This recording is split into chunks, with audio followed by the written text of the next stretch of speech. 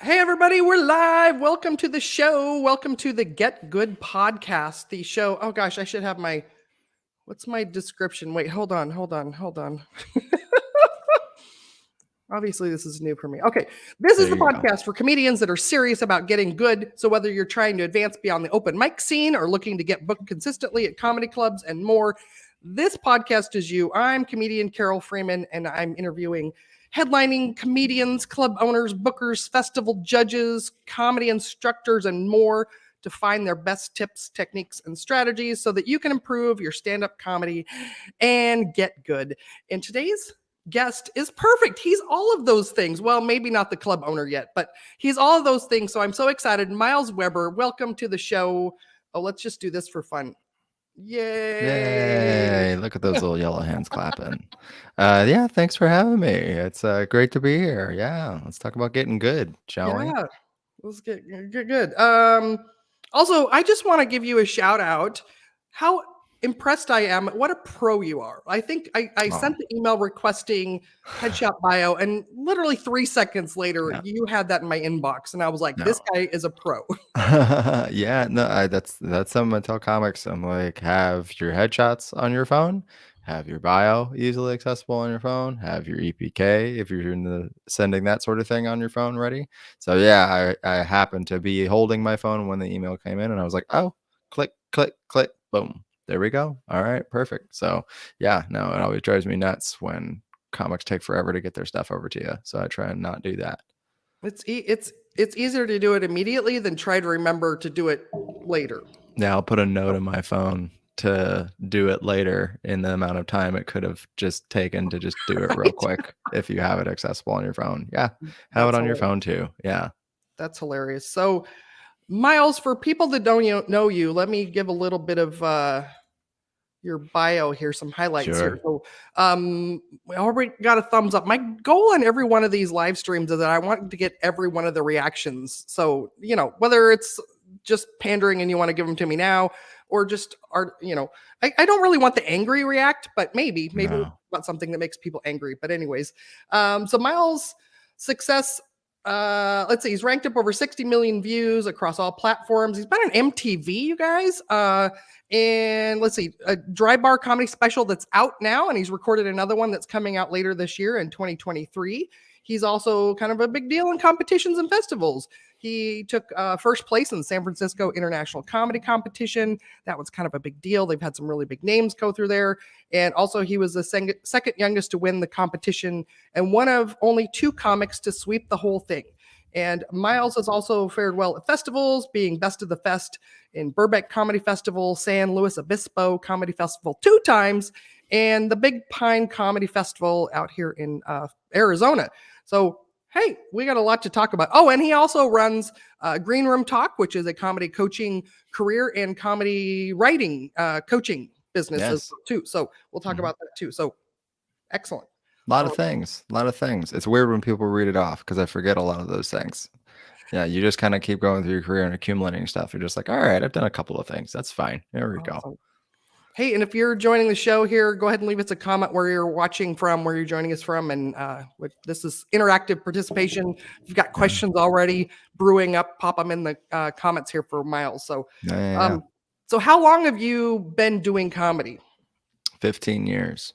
Yeah. Awesome. Yeah. Started shortly after I got out of high school. It was just always an obsession of mine, and then committed to it. Did well in front of my friends the first time, bombed the next week, and then I was like, yeah, this is it for me.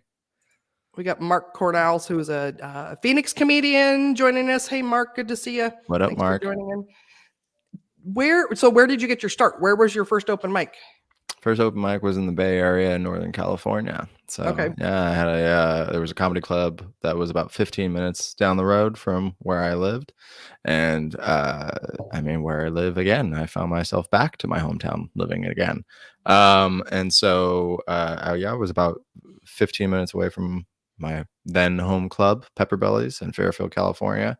And that was my home club for about 5 years. And then unfortunately it burned down, which was sad. And then, but I mean, that ended up, I mean, you hate to say it, ended up being a good thing. Hi, Morty. I love Morty. Morty's Morty fantastic. Stein. Hi, Morty's a everybody. fantastic comic and Oh, a awesome. I'll really have to good check human him out. being as well.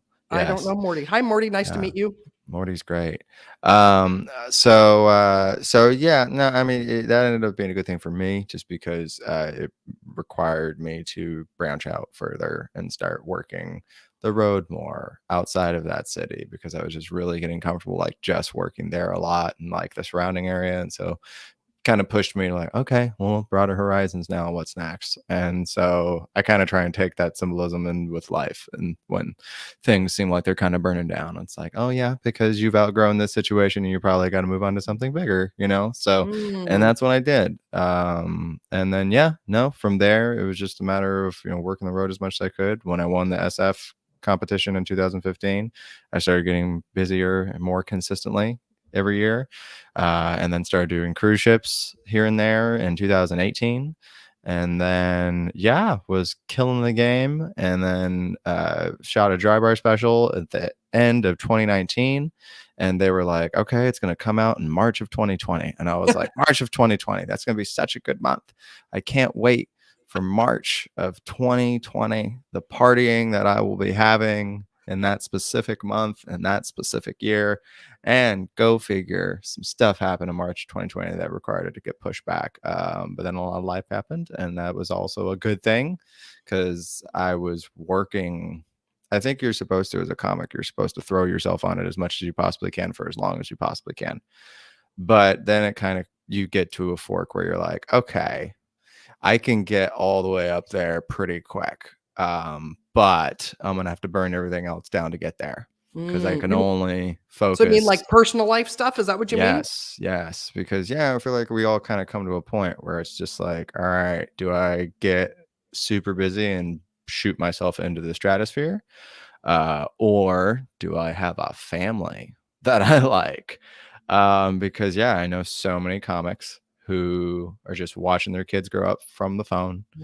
They're on their third or fourth marriage. The relationships aren't being able to withstand the way that they wanted to. And that's why I say it's lonely at the top. And so I'm just like, okay. And then I've been sat down by all these comics on these cruise ships when I was working, because you're always working with another comic on the ships. And they sit me down and they're like, don't do what I did, kid.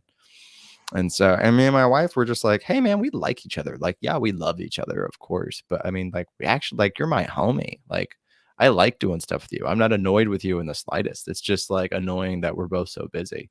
And so we kind of slowed things down. And I was like, all right, what does it look like to make a schedule that's a little bit more family friendly in this industry? And so that's been my balance. And that's been part of the reason why I do the coaching now, is I'm trying to teach comics, like, you don't have to burn it all down in the name of success in this industry. There's enough people in the world now where you can just get a following online, keep those people happy, and then you can have a career for as long as you want to. So that's kind of like my whole comedy journey in a very short, brief 8-minute nutshell. So in the beginning, did you have, just because of what you saw around you, did you have that awareness to know that, like, to make money at it, you're going to have to go on the road? Or okay, was that? And comedy's so different 15 years ago than it is now. Oh yeah, it's very, very different. I mean, you could conceivably make so much more quicker now in the day and age of social media and everything. And I'm seeing that with comics, but they're being pretty smart about it. So it's interesting. Yeah, no, back then it was like, Mark said, that's my concern. Yeah, man. I mean, it can be done. It can be done, but it just takes a lot. It takes a lot of scheduling, a lot of communication. We've got our calendar. That's our mutual calendar. Everything that has to go on that calendar is talked about first and then put in ink on that calendar. And we both have access to it all the time. So that way it's just like, we make sure we go on dates. And taking your significant other to a comedy show doesn't count as a date. So I cannot stress that enough. Like, that's you taking them to work, and you do that too many times, and then you wonder why they're annoyed sitting in the back of the club. So, when I was starting out, I very much so, it was like, they say, go to LA. That's the thing, that it's just like, you go to LA, you go to New York. Well, I was closer to LA, and I was like, what do I do down here? And they're like, you just go and you just kind of grind it out, and then maybe something will happen. And I was like, okay. And that lasted about a little under 2 years before I just lost everything. And I was just Mm. like, because I was still trying to like work the road and everything. And LA is like, well, we can't give you any of our dazzling opportunities unless you're here all of the time. And I'm Mm. like, it sucks down here. I don't want to be here all the time. All of you suck. And they're like, not to your face. Yeah. So yeah, that was kind of the path in the beginning. That was just kind of told to everybody, you know, I mean, you're better off going to New York if you want to, like, because I wanted to do stand up. I didn't really want to act. I didn't really want to do anything that was behind the scenes in that avenue. I was like, okay, I just want to do stand up, and LA is not a stand up town. Mm. That's just kind of how it goes. You know, I know a lot of comics that they do comedy down there, and then once they leave, they have to relearn how to do it for Mm. normal human beings. Just because the way of life down there is not like most other major cities that you're going to be performing in, and it's most certainly not like any of the small towns that you will inevitably be performing in on your way up, and sometimes on your way down. So yeah, it just didn't really work for me that way, but I learned a lot in that trip living down there, and then was able to kind of like build it all back up, you know, from nothing at that point. But now I think it's different. I think now it's like you can conceivably get a following on social media pretty quickly with, you know, the success of reels and shorts and sometimes TikTok. Cause I mean, I feel like there's just everybody and their mama and their grandmama got a TikTok. And so now it's just like screaming into the ether. But every now and then something happens. You don't know until you post. But I know comics who are getting a good following online, and they're starting to go, well, where do you want to see me perform? And then people are like, here. And then enough people say that, and then they get booked there and they go and they're selling tickets. And it's like, oh man, because that's really where we end up. We get into comedy because we love telling jokes, ideally, and we're probably using humor as a defense mechanism because we couldn't cope with something in our past. That usually is what makes a comic, is some type of messed upness. So we're all just trying to figure out how to best be funny for as many people as we possibly can, as often as we can. And inevitably, we run into the business side of things where it's like, it's time to sell tickets. People love to get pissed at TikTokers who are selling out a club on a Wednesday night and being like, that could have been our spot because we're comics and they suck. Well, what do you mean suck? Like, I need you to be more specific. Like, you don't like them, the person who is not their fan and did not buy a ticket to that show, or the people who did buy a ticket and did go to that show and do follow them online and do love them and drove sometimes from hours around to go see them. They had a fantastic time. And that is all that matters, is that they sold tickets and you didn't. And if you think you can, you should do the same thing. So yeah, now I think the path to victory can be shorter, and it's going to be interesting to see how these comics who are, you know, in my day, we had to like kind of play a lot of away games for many years. And I equate playing an away game to like, this audience doesn't know who I am. They don't care. They just saw maybe a flyer, or worse yet, they were here and didn't know that there was going to be a comedy show. And so you're just having to, as I've heard like guys like Bill Burr and stuff say, you got to get them. You know, there's something to be said for having to get them. And I think when you get to a point where you're like a Kevin Hart or a Gabriel Iglesias, and it's just people who love you at every show you do, you're playing home games now, and you don't have to get them. You already got them. They show up in the boat. Like, so there's something to be said for playing a lot of away games, because I think you get really good and you can sustain that for a long time. But at the same time, who's to say that these newer comics who are selling out these shows on off nights, they've got an audience full of people who really like them, and maybe they'll be able to be patient and support them in their growth, and maybe they will get good, and it's just like going to be a better way for everybody. But I think we just get too much and they're like, well, it was hard when I started and it should be hard for everybody. That's miserable energy. That's very like, I beat my kids and my mom beat me when I was younger and I'm fine. No, you're not. No, you're absolutely not. And so It's yeah. so true, Miles. I have comics of, I don't know, all years in, but like, you know, some 20, 30 year veterans that are like, No, Hmm. I don't like the social media thing. You got it, like you said, like you just have to do it the hard way. I did. That's the only way. No, there's so many ways now. There's So yeah. Kate Burrell. Oh my god, I miss Miles. I can't watch right now, but Hey. hoping he's doing well. So we'll Oh, watch the Kate. replay later, Kate. Yes, yes. I love Kate. Absolutely. Hope she's doing well too. Phoenix Ye- comic. Yeah.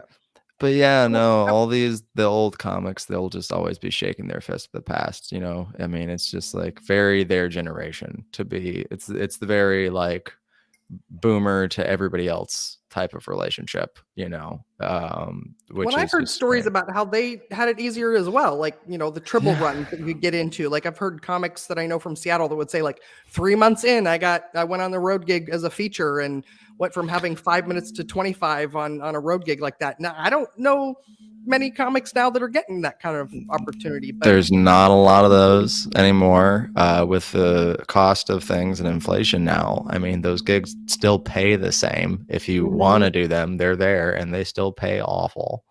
So it's like you can't really survive, even if you've got merch and you're selling out of it, only so much. And then let's talk about like, oh, well, it was hard for me. It was hard for you on like the come up, maybe to a degree, but you also wrote that fire hour, and that hour sustained work for you for decades. You just got to sit on that tired ass material that you wrote 15, 20, 30, sometimes 40 years ago. And they are just doing it over and over and over again. But now all eyes are on everybody all the time. And Mm. I'm so excited that like we're about to kick into the comedic work ethic that they've had in the UK for a long time, which is I'm a stand-up comic and it is my job to write a new hour of material every 12 to 18 months.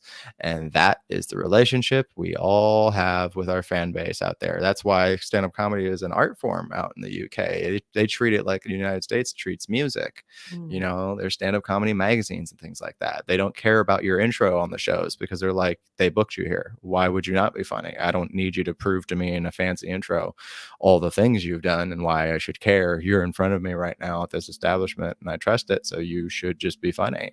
And so we're getting to that here where it's like, yeah, I was talking to a comic recently who's an older generation comic. And they're like, well, don't you worry about putting all your material online? I'm like, no, I write new jokes. As long as I'm doing that as often, like I just recorded it a new hour the other night in Napa, California, and it went fantastic. And I gave myself the day to be like, victory, yay. And then this morning at 4 a.m, I was up and I was like, what do we do next? And I was writing The stuff and getting sketch work has done. been shaken Yep. fresh and Yep. You have to love the never-ending chase that stand-up comedy is. You'll never ever figure it out. You'll Mm. never catch it. You'll never get it. It's like the gold at the end of the rainbow. You could never actually touch it or see it. Mm. It's not really there, but you see it, so why shouldn't it be real? So yeah, you're always going to be chasing that next hour. Always, forever. Like look at guys like, Chris Rock, who's been doing how many hours now? Carlin did what, 14 hours in his career on HBO and stuff like that. So it's just like you're forever chasing the hour. And even when you die, you'll be like, oh, well, I only had 30. So, I mean, so yeah, it's just you have to really, that has to excite you. That's an element of Mm. stand-up comedy that I think that comics really don't think about when they get into this industry. It's more work than you know, it's more work than you think. It's a commitment, but it's just like, yeah, man, you're never gonna figure it out. Mm.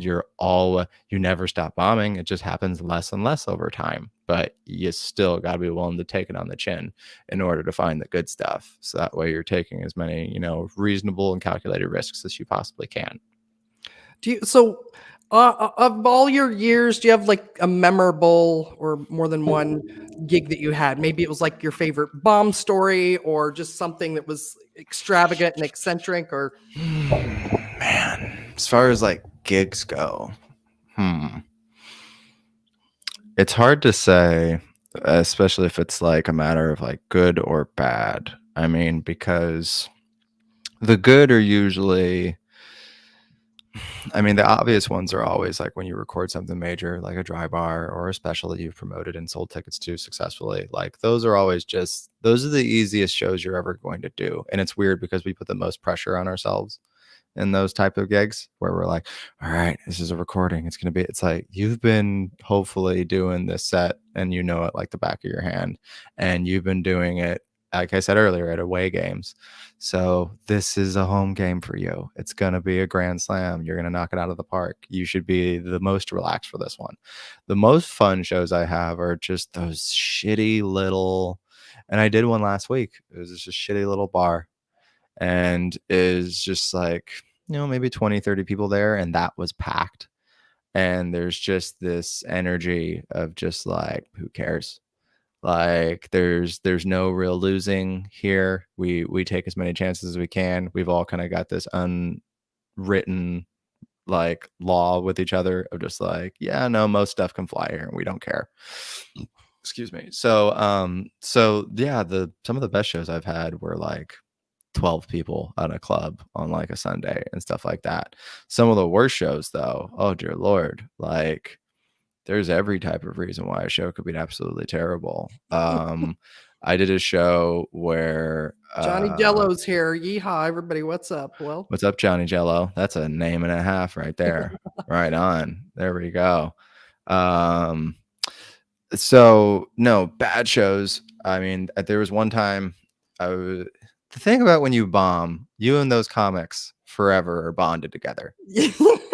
That's the thing is you go down like wounded soldiers in battle together. So I was doing some fun bombs with some fun people that I was doing shows at Rooster Teeth Feathers in Sunnyvale, California. It's a nice comedy club. And it was with April Macy.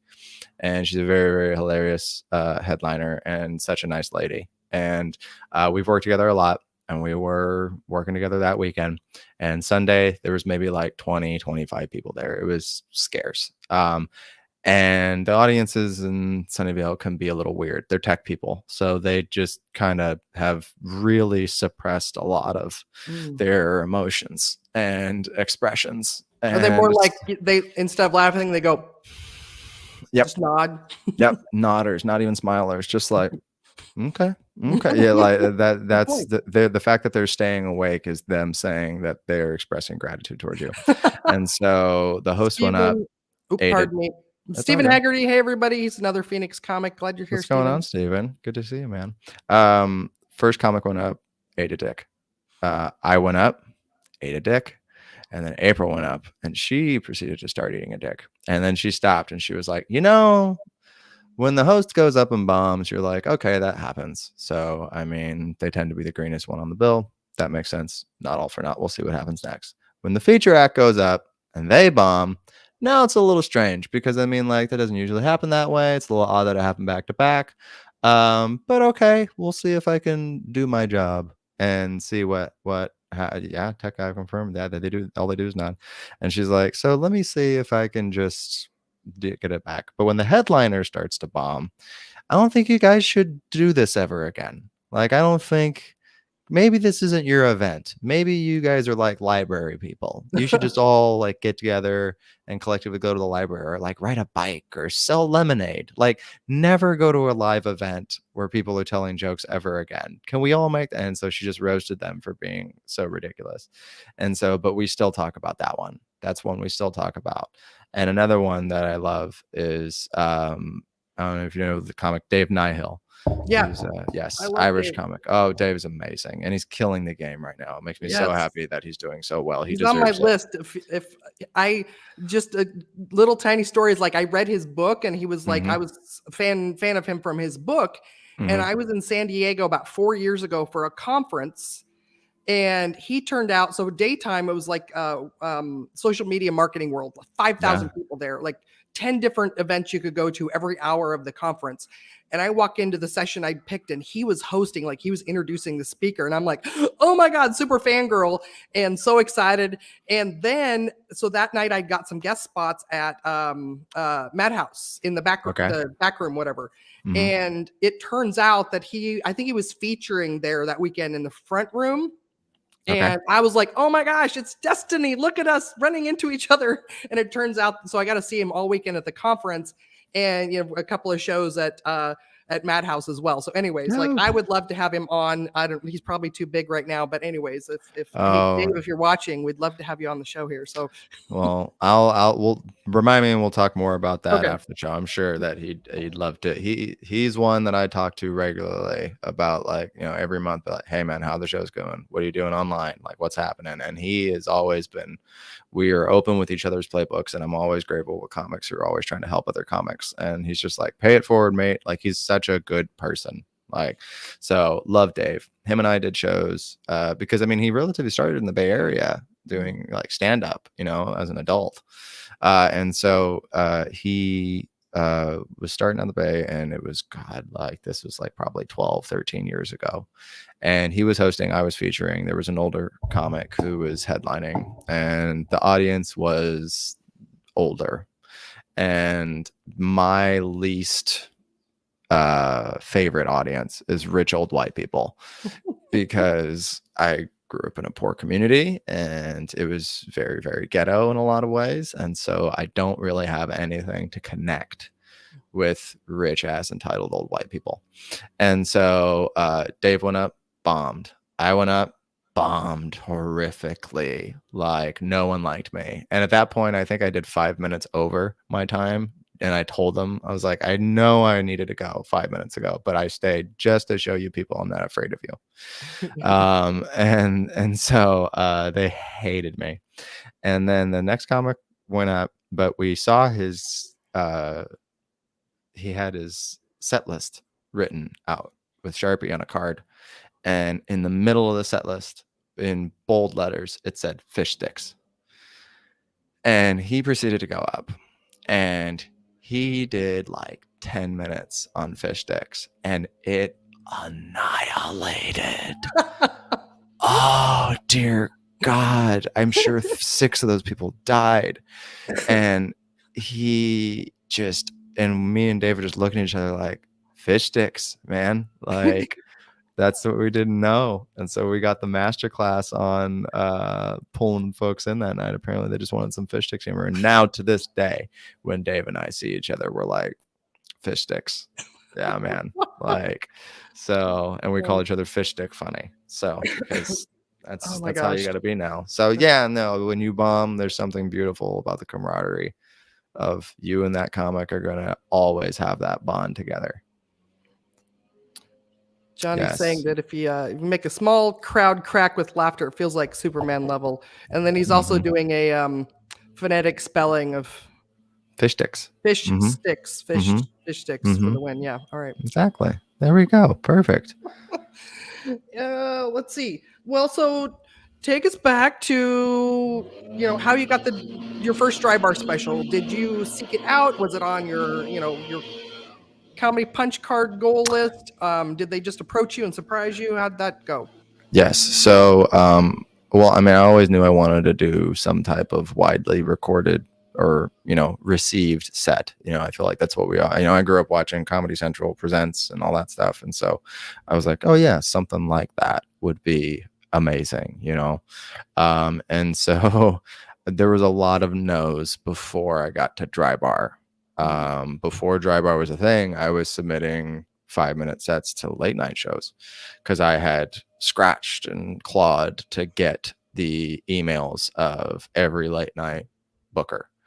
And Talk about something that's different now versus then. That's not something a lot of comics are even thinking they should try to do. So it's dead. It's pretty much dead. That's about it. Like, Conan was the last one who was having comics on regularly. Like, the Tonight Show maybe has a handful of comics on in a year, and everybody else is fading away quick. So it's just like, yeah, it doesn't mean as much as it used to anymore, which is fascinating.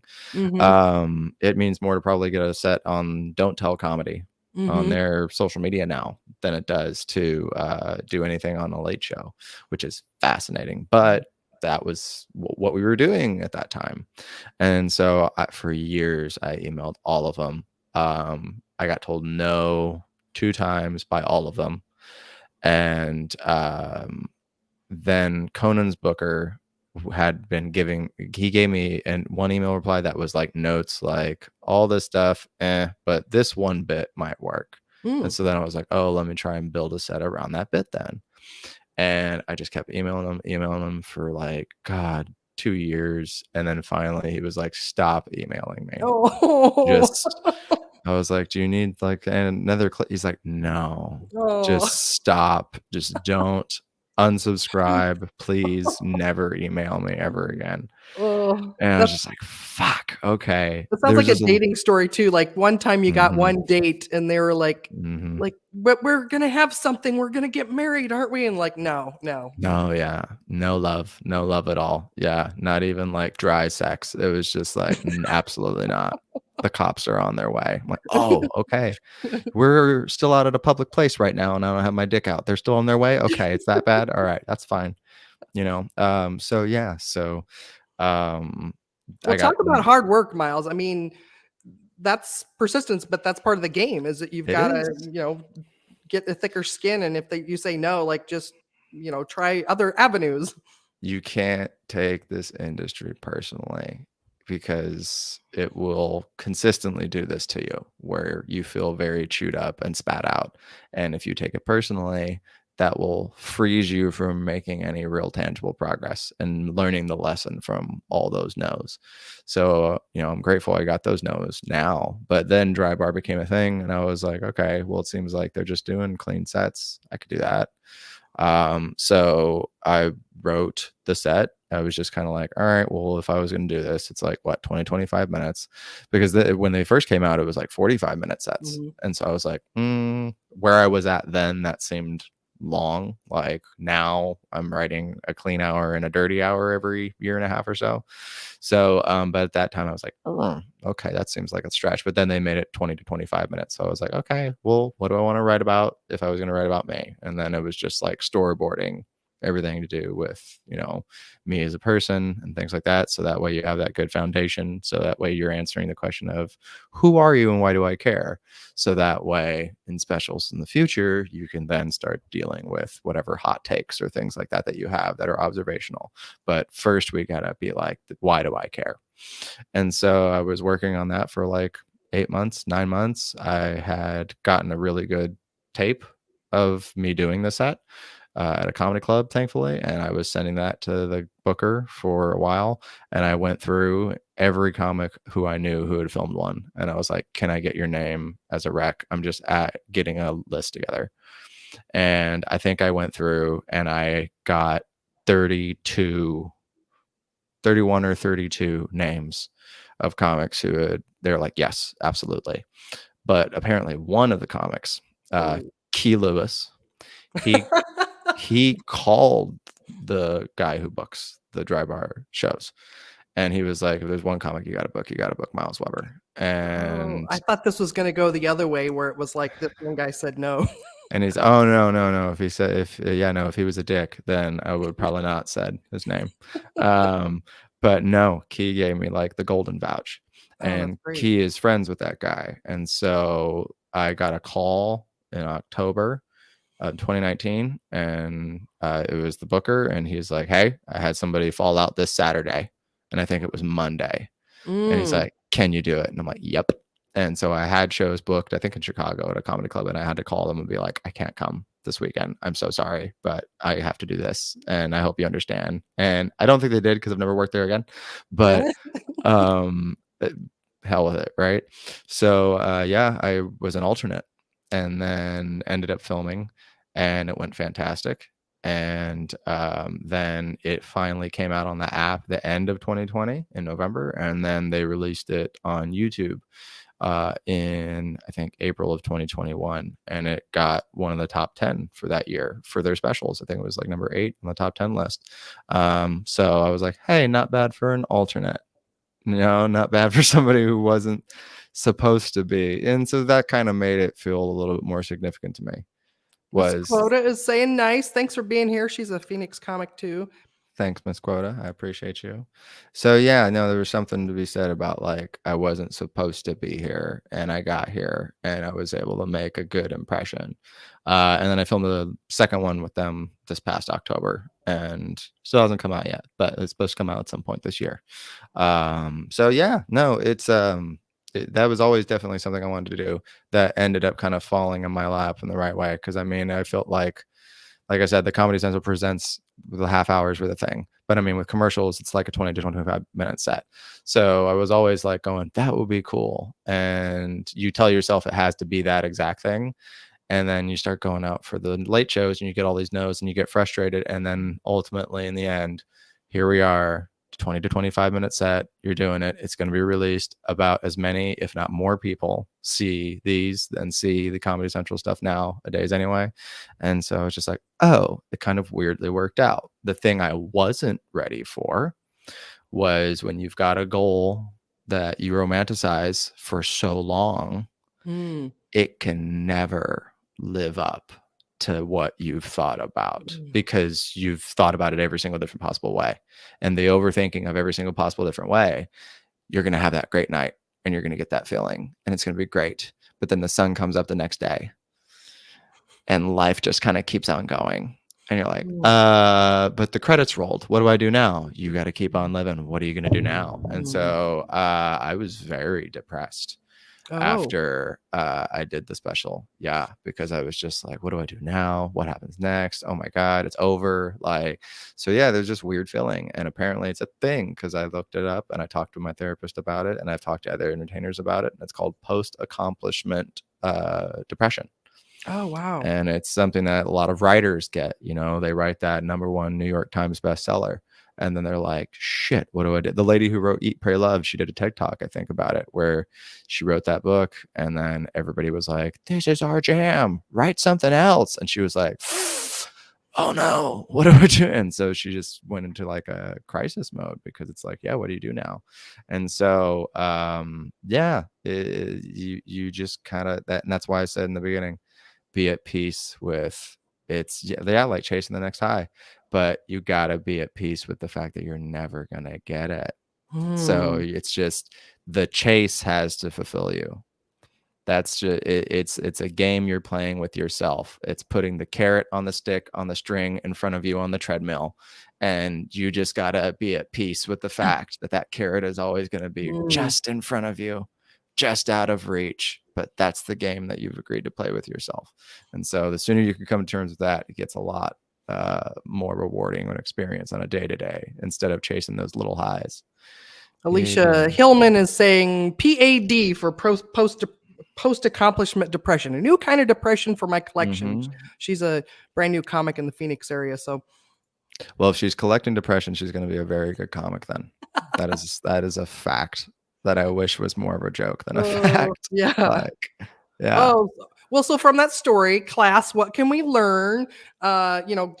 Achieving goals is going to be tenacity, hard work, and who you know, and being in the right place at the right time. And also knowing that, realizing that sometimes those goals aren't the be all end all of your career. And then the hamster wheel, it never ends. Yeah, it never ends. It never ends. So yeah, just be, I mean, the thing that I always circle back to is if there's things that I could ever like put on comics in any level, I tie it all back to like the Four Agreements, which is a fantastic book that everybody should read. But how they kind of tie themselves into comedy, I think makes a lot of sense. I have them here because I reference them a lot. And the first agreement is be impeccable with your word. And your comic, be impeccable with your word. Like put actual work into this. You know, lately when I've been running this set that I just recorded this past weekend, people come up to me and they're like, your stuff is really well thought out. And I'm like, thank you. Because yeah, I actually like sit and put the pen to paper and try and figure this out. And then it goes through all the processes and everything. So, you know, your job is words. So good, Mark. That it's a great book to read a few times. I go through it once a year. Usually I try and read that thing again. But yeah, man, like try hard at this, learn, take an English class or 12, know this language inside and out. That's going to help you out a lot. Be really impeccable with the words that you're using, really think things out. You can still joke about things. Everybody that gets all like, oh, you can't joke about anything anymore. It's like, homie, if you're not good at writing, just say you suck at this. Like, because if 7 things that you can't talk about really are the things that you're really this mad about, it means that you can't write about the other thousands and millions of things that there are to write about in life. Jim Gaffigan wrote 5 minutes on bacon. Like you can write about anything, so be impeccable with your words, because words are our thing, man. The second agreement is don't take anything personally. We've talked about that today with the no's and things like that. Don't take it personally. The rejection is just you weren't ready for that spot yet, or it was somebody else's story. There's comics I know who have gotten the late night sets, and good for them. That's their story. That was a notch on their belt. We have different belts. We're doing this differently, so don't take it personally. You lose in a comedy competition, don't take it personally. It's taking you longer than you had anticipated for something to happen, then don't take it personally. Like, you really can't take anything that happens in this industry or in this lifetime personally, because you never know what's going on with people and you never know what's going on with situations. So don't take anything personally. Don't make assumptions. Don't assume that you know what's going on. That's the third agreement. Don't assume you know what's going on with a booker, that, oh, well, I've emailed them every 2 weeks for a year and they haven't said anything. Homie, they're getting bombarded. So don't assume that you know how their day-to-day is going on and things like that. So try not to make assumptions about how everyone's operating and what's going on, and why, oh, well, this person looks like they're screwing off and they should be further along, or they're getting all the opportunities that I should be getting. You're assuming that is factual, and usually there's more nuance to that. Life isn't black or white. So don't assume that you know what's going on when you don't.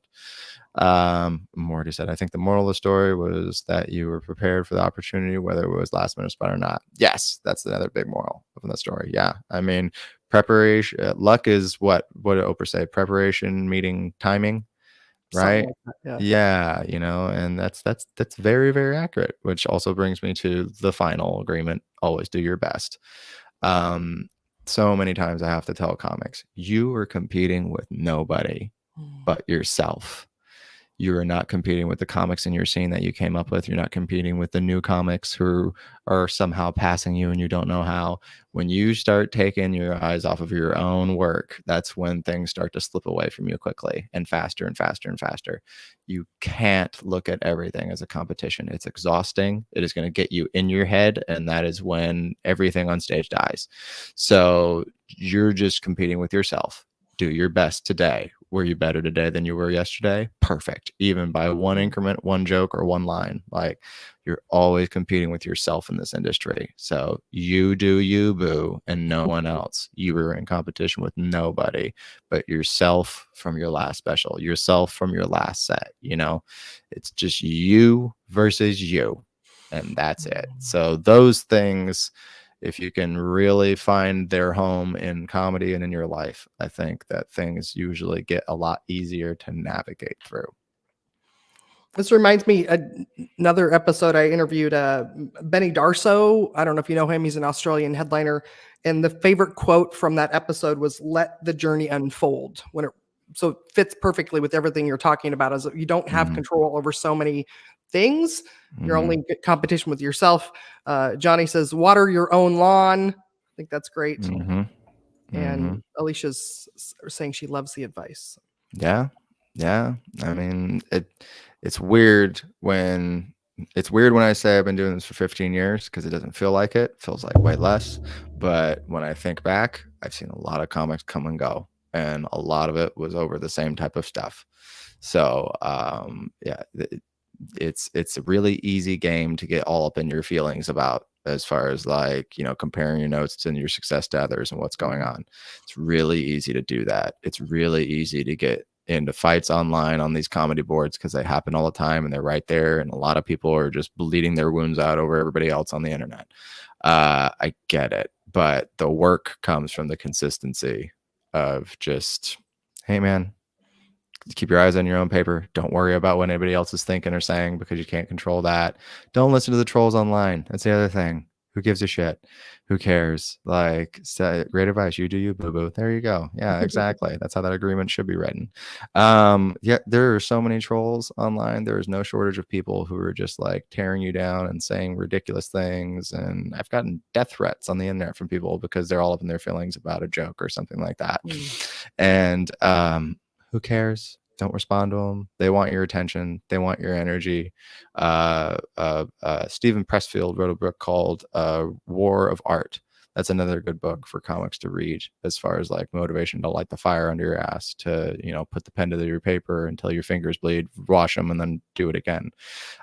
He said it's better to be beaten and bloodied in the arena than to be chucking peanuts in the stands. And those comments online, chucking peanuts. Like, most of these people don't even have a picture of them on their profile, and they're trying to tear you down and everything. And most of them aren't creating anything of their own. You know, if somebody's doing better than you, they're not usually talking crap about you because they're busy doing the thing, you know? So you just can't let any of that nonsense stick to your fur online and everything like that. And that's all coming from the tunnel vision of keep your eyes on your own paper, you know? Yeah, if you put as much effort into just getting better at your own comedy as you put into, you know, complaining about this or that, go much be better use of your energy. So yeah, I want to switch gears a little bit here and talk about your tips for getting good tape. So I think a lot of the audience is going to be newer-ish comics we've got here, and I think that was my first introduction to you. Actually, was seeing a online class or, you know, webinar that you did about, you know, good tape. So can you talk about, like, why is it that you need this 5-minute magical, you know, tape? What is it? What's it used for? And sure. The 5-minute set that you have recorded is your first golden ticket in stand-up comedy. Like, we're all looking for, like, yeah, but now that I'm doing the open mics, what do I do? How do I go up the chain? You have a 5-minute set recorded of you killing, and it looks as good as it possibly can, and it sounds as good as it possibly can. The title of the book that I mentioned is called War of Art, and I believe it is by Stephen Pressfield, if memory serves me correct. Yes, War of Art. Highly recommend. The audiobook is good too, because it's read by this like crotchety old man, and he's really just like, stop being a little bitch and write. And it's such a the whole tone is just so good. So definitely good on the audiobook level too, if you're not a reader. What was I in the middle of saying? Oh my God, about the good tape. What is it? The good tape, yes. Yeah. So you have that 5-minute set. That's how you're going to get booked. You know, you're going to send that out to comics who run good rooms in your area, so that way you get booked at a showcase level, and then also at comedy club level, they want to see you be able to kill it. And 5 minutes seems to be what everybody is willing to sit and watch. So the secret of the 5-minute set, well, one of them, we'll try and go through as many as I can. One of the secrets, and this is an important one, is they aren't going to watch the whole 5 minutes. I've talked to many bookers. I've talked to many people who produce shows, who run comedy festivals, have comedy clubs, things like that, agents, managers. These people are being submitted to by comics all the time. They just don't have the time in the day to sit and watch everybody's set to completion. What they will watch is the first 1 to maybe 2 minutes if you're hilarious, and then they will jump around to the rest of the video, see if people are laughing, and then they will get to the end and be like, all right, cool, all right, sounds good, or it doesn't sound good. So front load the front of that 5-minute set. You're going to do that set differently than you would do most sets, where, you know, you start with your second best joke and end with your best joke, and then everything else in the middle kind of populates that meat. That's not how you're going to do this set. You want to try and front load that first 1 to 2 minutes with the best heat that you have as quickly as you possibly can. Lots of laughter and applause breaks, good delivery, confidence on stage, not really fidgeting a lot, taking all the likes, ums, and you knows out of your cadences, and knowing what your ticks are and iron those out. Make sure the first 1 to 2 minutes is fire. and that is going to help you out a lot. From there, they then usually go to your social media to make sure you're not a shitty human being, because if you're getting into fights online, and it's very evident that that's what you do, they don't want you fighting with the people that they're employing at their club or establishment. Not worth all of that nonsense. So make sure and understand that when you're on social media, you're always being watched to some regard. So, but with this 5-minute set, you want to make sure that the aspect ratios are down to widescreen. There's so many times I see a comic who's got the black bars on the side because they used their phone and it was just skinny facing up and not widescreen. YouTube links are how you're going to send your 5-minute sets. I mean, if you really like Vimeo and you want to be that person, sure, I don't get it, but you do you. But have your YouTube link with the 5-minute set, unlist it so that way everybody else in the world doesn't freely see it. It's just people who have the access to the link, they'll be able to see it. But turn your phone sideways so it's widescreen format if you have to absolutely use your phone.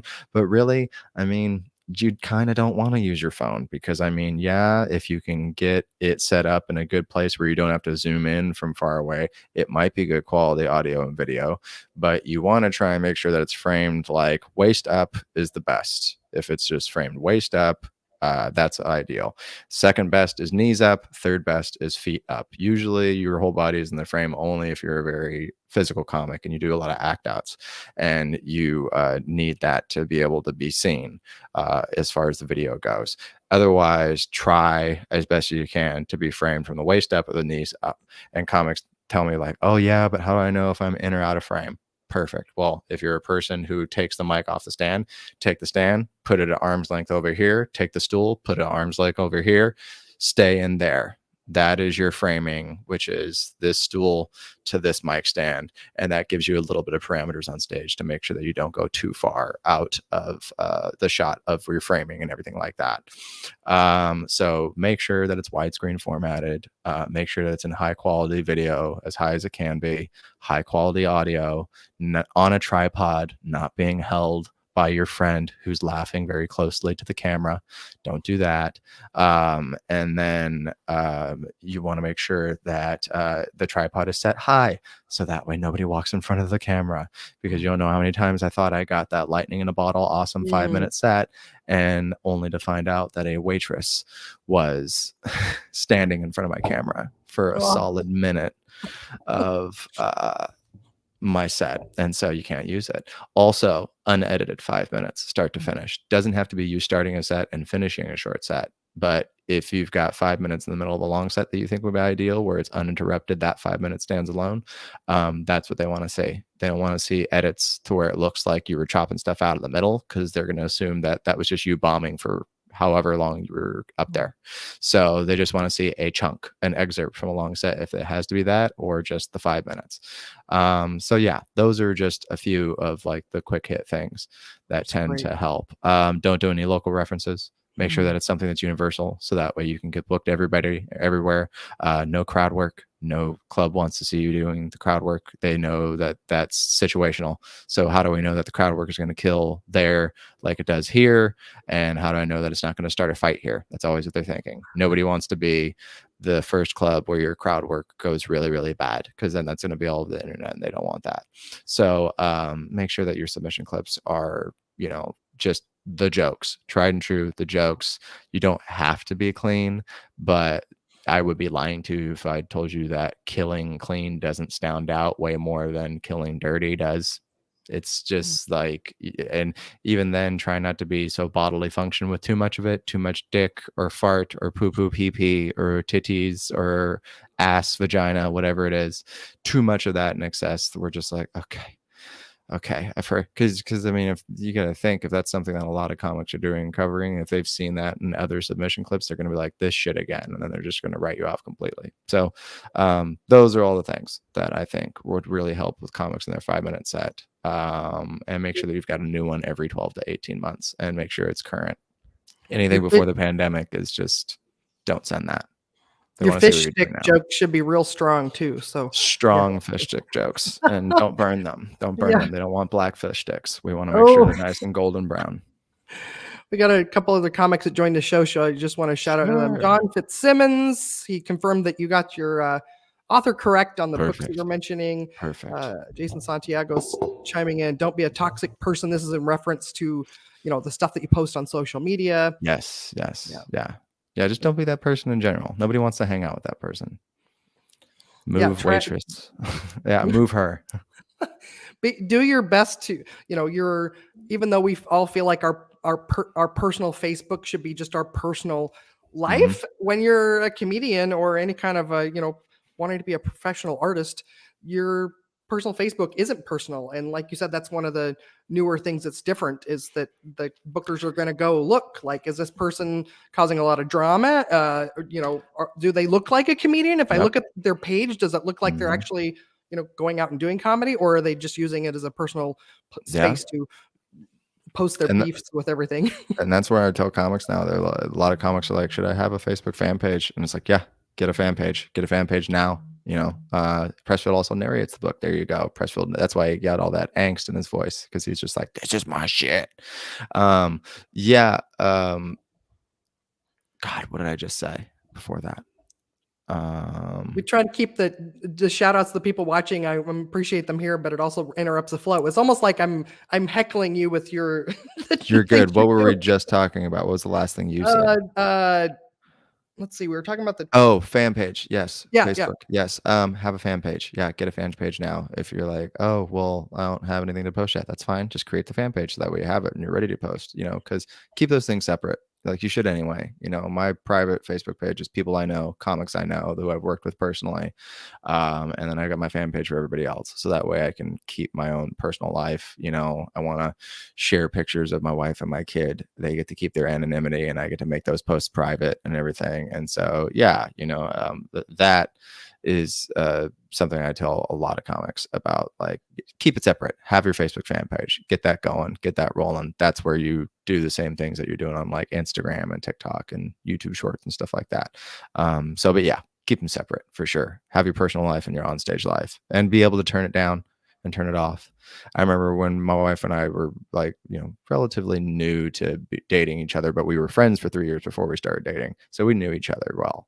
And we were out somewhere, or no, I think we were just at home on the couch, and I was just being hella extra about something we were watching. And she looked at me and she just went, And I'm like, are you trying to turn me down? She's like, yeah, I'm trying to turn you down because you feel like you're on stage right now. And I can't have you just being on all the time. It's exhausting. And I'm like, what? And then sure enough, yeah, it is. When you're around people who are on all the time, it's exhausting. So have a switch, man. You clock into work when you get on stage and everything. You've got your time for your writing and stuff like that.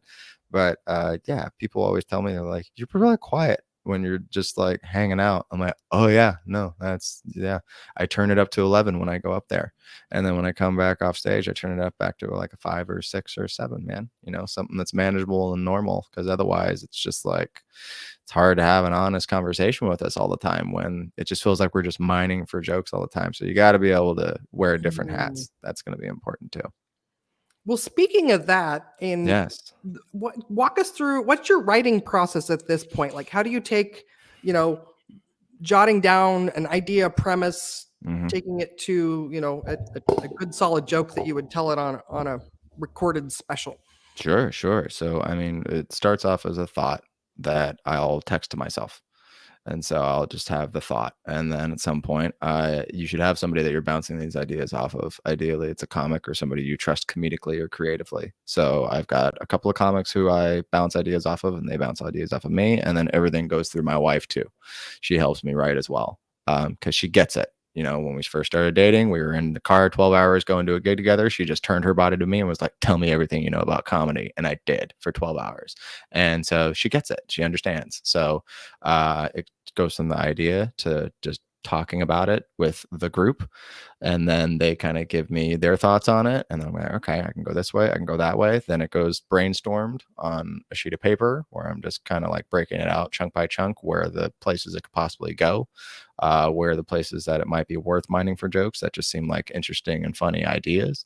And then it just starts growing, growing, growing. And then from there, it's time to go try it out on stage. And so I'll, write it out in its entirety, either texting it to myself or in the notebook. I go on stage, I do it, and then listen to it, watch it back. And then the parts that aren't working, I'm like, can I tweak it and make it work? Or does this just need to be scrapped altogether because I need to make sure that the end makes sense, and they might not need to know this for the ending to make sense. I might just be too married to this idea for no reason. So, and then it just starts to narrow down every time you try it, every time you work on it. And that's just trimming the fat. And eventually you've got this nice lean bit. And then that's usually in the middle of my sets now when I'm doing, on the road, like 45 to an hour more times than not. Those are usually the time of sets that I'm doing. Sometimes on cruise ships, I'm doing like the half hours, but I'm doing less and less of those now as I'm getting booked more on off nights at comedy clubs. So in the middle of my sets, I've got 5 to 10 minutes always that I'm workshopping, just every time. If I'm booked a weekend at a comedy club, by the end of that week, there's going to be a new 5 that's going to be pretty polished. That's the rule I have with myself. That's my agreement. And so the middle of the set, I sandwich it around A stuff that I know is going to work real well, or, do some real good crowd work that I'm confident in doing. But then it starts from there. Once it starts getting a good working order, I can figure out where it fits in the collective of what I'm doing and everything. And then from there, you can start expanding on other ideas around it, because you're like, oh, well, this is kind of like this that I have here, but maybe there's a piece missing in the middle. How do I combine these things? Oh, there's this. And so you really just start like opening up the creativity and the curiousness about all of the ideas that you have to see how they can connect to each other in a long form set. And then I do that over the span of maybe about 8 to 12 months. And then by then I've got a rough 45 to 60 minutes that is in good working condition that I'm just trying to figure out what to do with it now. And then I spend about another 5 or 6 months honing that set. So that way I'm just doing it as much as I can. So that way the rhythm of it is down. Everything is like in working order and the cadence is good. And I'm not flubbing up over my words. And then from there, once I feel like I got it, it's a matter of recording it and then putting it out there. So, and then we start all over again, but it just always starts with just like, what do I want to talk about now? And usually it's like, where am I at? This last special was a lot of where am I at in my life right now? And so that's a lot of what the special was about. And so now it's just like, okay, I feel like less heavy. That's done. Now I can move forward to the next one. And I know the next one, I'm like, okay, this one I just recorded was pretty clean. The next one's probably going to be more adult and more dirty and things like that. And so I could kind of like tune myself into that type of mind frame and those type of sets and start working the things out that way now. I've found that those type of subjects, though, you're very welcome for the advice. I find that those type of subjects, thanks for joining us, Stephen. when we're getting into like dirtier stuff, I tend to write that faster. Just because I'm just like, okay, like, no, because this will be in good working order to some degree. I'll be able to riff in between it, just because riffing about dirtier stuff is a little bit easier. Because people are just like, should we be talking about this? And if you've got that lens on whatever you're talking about, it's going to be funny. But people like doing, people like the dirty shows, and some people like the clean shows. And so I'm just like, okay, well then I'll just keep doing it for everybody. Because I always get so weird when comics that only do the dirty stuff get mad at the clean comics, and the clean comics get mad at the comics who only do the dirty stuff. And I'm like, you're allowed to be good at both. It's really weird that you're both just like bitching about being one-dimensional, and you're just jealous that you can't go over to that side of the grass and thrive. Like, work on it. It's a muscle. You're going to suck at it for a while. Like, that's how this works. You got to be willing to suck a little bit in order for things to start to get better and to start figure it out. You got to take it on the chin, so that way you can figure it out on the other side.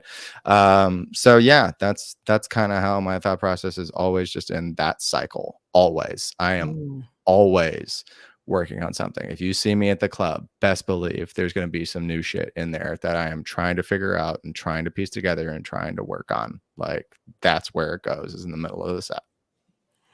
I have more questions, but I also forgot to ask you before we started. Do you have a hard out? Do you have a time we need to wrap this up? I could probably do another like 5 to 10 minutes with you. Okay. All right. I'm gonna make a mental note. I need to ask that before I start no these. worries. You're good. This has been good. So along those lines, then, so that's at your level of how you work things out. And will you talk then about like open mic goals for newer comics, right? So we've talked about that before, kind of assessing, what's your goal of an open mic, and then looking at, is this actually the type of audience I can really test a joke with versus, when you're working clubs, you're getting, Mhm. quote unquote, real audience there to practice on. Sure. That's always the thing. Your best jokes are tried out on, an actual audience, So there are some open mics where, oh, hey, it's a comedy club that's got a good reputation. And for whatever reason, oh man, there's 60 people here on a Wednesday night to watch the open mic. That seems like a good place to try out those jokes. So there you go. If there is an audience there, then you can try out the jokes. For those one type of audiences, though, try out the stuff that you have a feeling has been kind of working or has legs, and this is the time to prove it to yourself if it does have those legs. So that's when you want to try out those jokes, not necessarily a brand new idea that you've never done before. Try something that's like it just hasn't really got its good honest shake in front of a real audience. Other than that, open mics tend to be terrible more times than not because there isn't as much of an audience, and there's mostly comics who are mostly not listening to you and mostly don't care. And it's at like the place where it's like a bar and the TVs are still on and the volume is still on and there's people playing pool, whatever the elements you're battling. And you're like, is this really what I want to be doing right now? And how much am I really getting out of this? At an open mic level where that's really all you're doing, those shows are important because it's giving you your armor. It's getting your chin.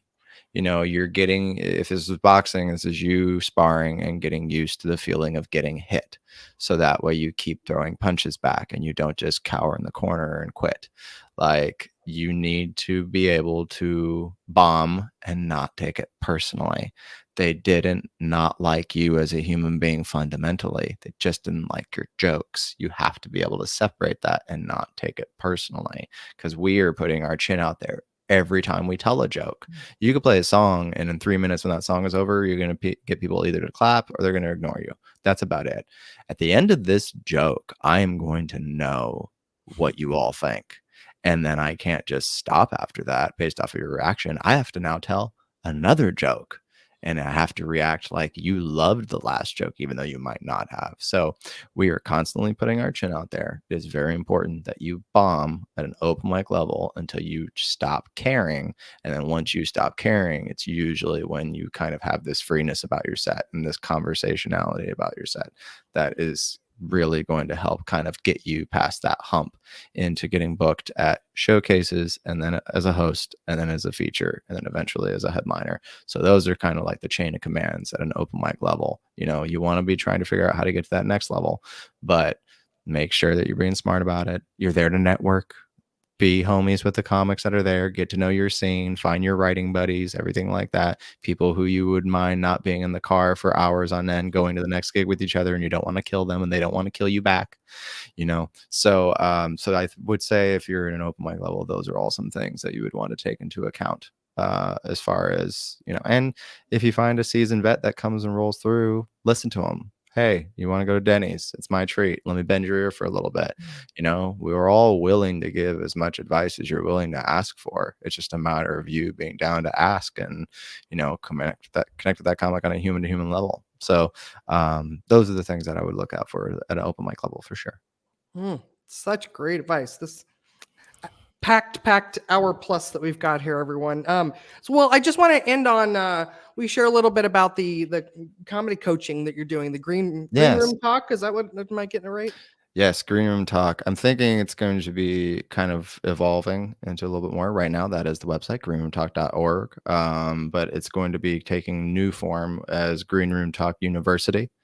So because it's been a lot of like one-on-one coaching virtually that I started after the pandemic because initially comics were going through it and I wanted comics to have like somebody to talk to initially and to make sure they weren't burning their life down as a means to be successful in this industry, because like I said earlier, I think there's a way around that. So it started out as like just trying to like help comics out. And at the first, that's what it was. And it was working.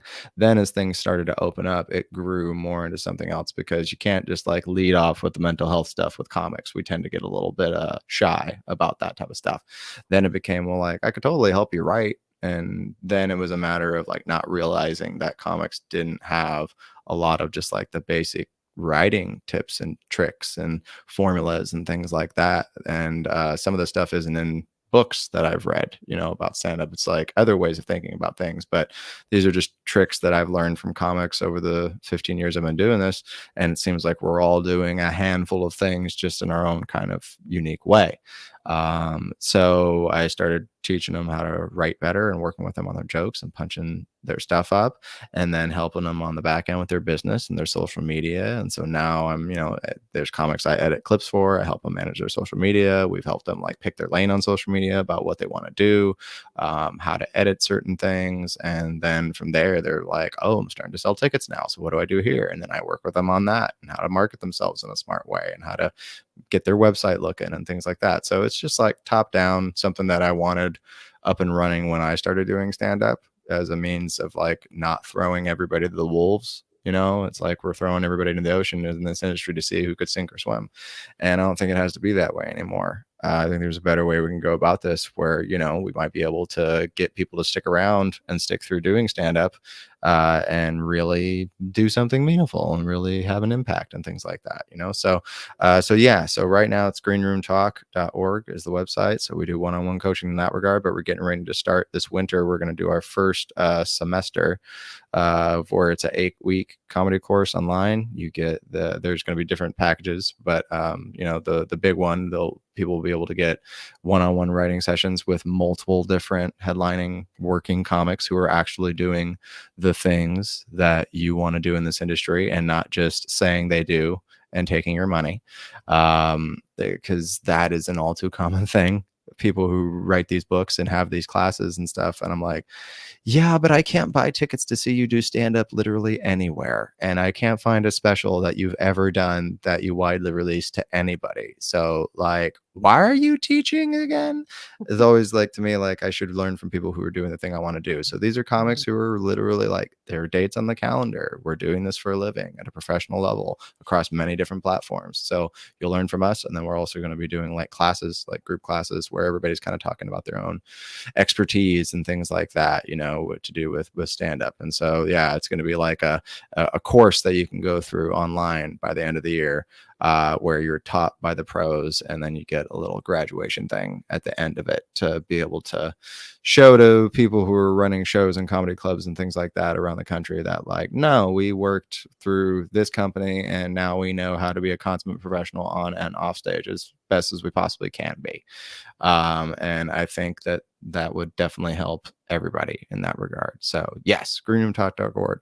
If you're interested in coaching, we're here to help you out. Nice. Well, anything in closing that you want to say, or that you were hoping I would ask you about?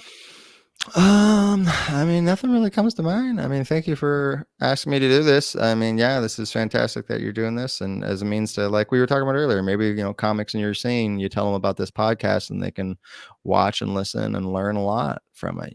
That's the idea. But I think really just like, just keep at it. As far as like with comics, that's something I can say in parting. It's going to get frustrating. There's going to be times that you're going to want to quit. And this is something that I want to instill in my kid, and it's something that I heard from a podcast with like an Olympian, and they were talking about how their dad was kind of like looking at things throughout their life, and that's if you want to quit on a good day. Because when you have that bad day, when you bomb yourself back to the Stone Age and it's the worst set of your life, and you go back to your terrible hotel or the really bad, grimy looking condo with no windows that the comedy club owns, and you just got to be alone with your silence and your thoughts, it's really easy to quit on that bad day. But it's hard to quit on a good day. So we all have our bad days. You're allowed to have them. They hurt. It's allowed to hurt. But wait till you kill. And if you go up and you crush it and you get off stage and you're like, that was fun, but I still think I'm done. Cool. Totally. you can quit now, absolutely. But stick it out, stick around. You know, there are so many comics who have been doing this for a long ass time, and people think that they're overnight sensations because they haven't heard of them. That's the thing with Matt Rife now. Everybody loves Mm. trashing Matt Rife because they're like, oh, well, he just came out of nowhere. It's like he's been doing stand up since he was 15, and like he's in his mid 20s now. So I mean, he slummed it in LA for a long time. Like he paid his dues and he's selling tickets now. So good for him. So it's just like everybody's in here paying their dues, you know. I mean, Russell Peters is one of the highest paid comics on the planet now, and it took him 17 or 18 years before anything happened. You know, George Lopez took him forever before anything happened, you know, and you don't know what the thing's going to be. So keep going, just keep going and become one with the chase. Enjoy the chase, and then you will always be able to keep on going. But yeah, no, those are the parting things I would probably say for comics to hang on to in their journey throughout this. Such great wisdom. Let's see, Johnny saying the words of Sinatra. I thought of quitting, baby, but my heart just ain't gonna buy it. All right. There you There go. are lots and lots of great reviews here. Everybody saying such great advice. Great advice. And Beautiful. Miles said it all. Alicia says great advice. And hey, if you guys want to go check out where you can see Miles perform next, milesweber.com, go check it out.